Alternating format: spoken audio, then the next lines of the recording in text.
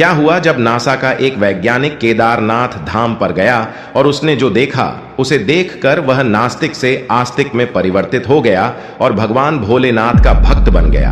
और जब आप इस चमत्कार के बारे में जानेंगे तो आपके भी रोंगटे खड़े हो जाएंगे। दोस्तों, कहा जाता है कि इस धरती पर 4 धाम सबसे वे पवित्र जगहें हैं और 4 धामों में से एक है केदारनाथ धाम, जो कि भगवान भोलेनाथ का निवास स्थान है। 10 मई 2024 को केदारनाथ धाम के कपाट खुलने जा रहे हैं, जिसको लेकर सभी भक्तजन उत्साहित है। केदारनाथ धाम के खुलने से पहले मंदिर के चारों ओर निरीक्षण किया जाता है ताकि किसी भी भक्त को कोई दिक्कत न हो, और साथ ही केदार धाम जाने वाले रास्तों को भी अच्छी तरह से जांचा जाता है। उसी काम के लिए 5 वैज्ञानिकों की एक टीम को काम पर लगा दिया जाता है। उन्हें कहा जाता है कि केदार धाम खुलने से पहले मंदिर के आसपास के सड़कों का निरीक्षण करना है। वे सभी वैज्ञानिक सरकार के आदेशानुसार काम पर लग जाते हैं। उनमें से एक सीनियर वैज्ञानिक था जिसका नाम ललित था। वह वैज्ञानिक यहां से पहले नासा में एक वैज्ञानिक के पद पर कार्यरत रह चुका था। उसका दिमाग नासा में रहकर बिल्कुल पश्चिमी सभ्यता का हो चुका था। उसका कहना था कि भगवान जैसा कुछ होता ही नहीं है, यह सब बकवास होती है। लेकिन उसे क्या पता था कि आज वह जहां जा रहा था वो भगवान भोलेनाथ का निवास स्थान है। वहां पर जाकर उसकी जिंदगी पूरी तरह से बदलने वाली है। वह उन 5 वैज्ञानिकों की टीम को लीड भी कर रहा था। लेकिन जब वे साथ में बाबा केदार धाम के निरीक्षण के लिए निकले तो वे पैदल चलकर केदार धाम की ओर बढ़ने लगे ताकि अच्छी तरह से जांच की जा सके। जैसे ही वे आगे बढ़ रहे थे, वे अलग अलग गुट में होकर अपना कार्य करने लगे। वे जैसे जैसे मंदिर की ओर चढ़ाई करते जा रहे थे, उन्हें एक बेहद पवित्र ऊर्जा महसूस हो रही थी। फिर ललित नाम का वैज्ञानिक जब मंदिर के नजदीक जाने वाला ही था, तभी उसे एक तीव्र आवाज आती है जो कि किसी मंदिर की घंटी बजने की होती है। वह हैरानी से चारों दिशाओं में देखता है।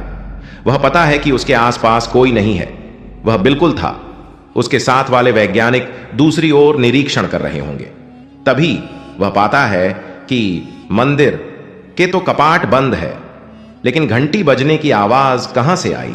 और वह मंदिर अभी काफी दूर था। वहां तक पहुंचा नहीं था क्योंकि अभी मंदिर उसकी नजरों से काफी दूर था।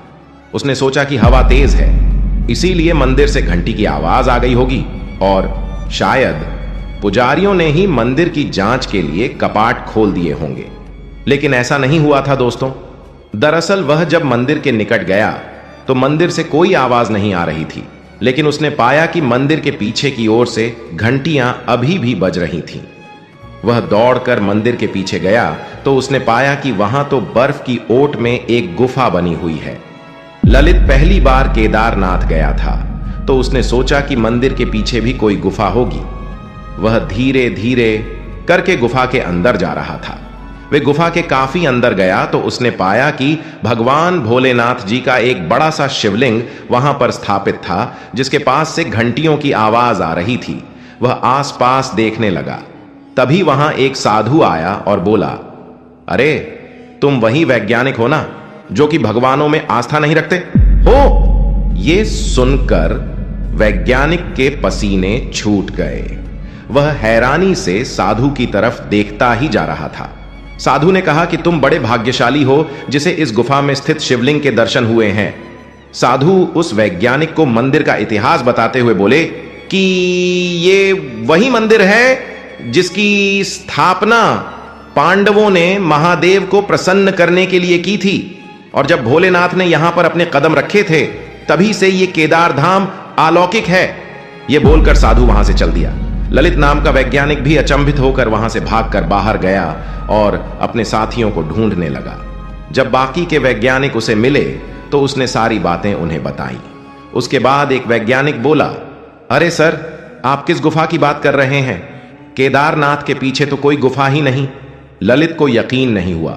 वह उन सभी को गुफा वाली जगह पर ले गया, लेकिन जब वे वहां पहुंचे तो उसके पैरों तले से ही जमीन खिसक गई।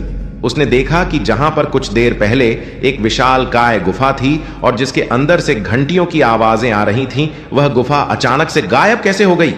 वह वैज्ञानिक बिल्कुल भौंचक्का रह गया था कि एक पल के लिए वह सोचने की शक्ति ही खो गया था, लेकिन फिर उसे अंतर्मन से लगा कि हो ना हो, यह कुछ तो अलौकिक शक्ति का चमत्कार ही है।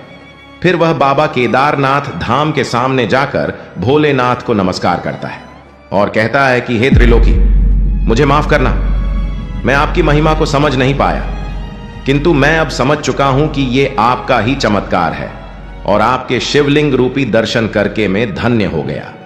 उसके बाद पूरी टीम को यकीन हो गया था कि बाबा केदार में कुछ तो अलौकिक शक्ति है, लेकिन ललित नाम के उस वैज्ञानिक को अब तक यह समझ नहीं आया था कि आखिर कौन था वो साधु जिसने उसे उस गुफा की जानकारी दी थी।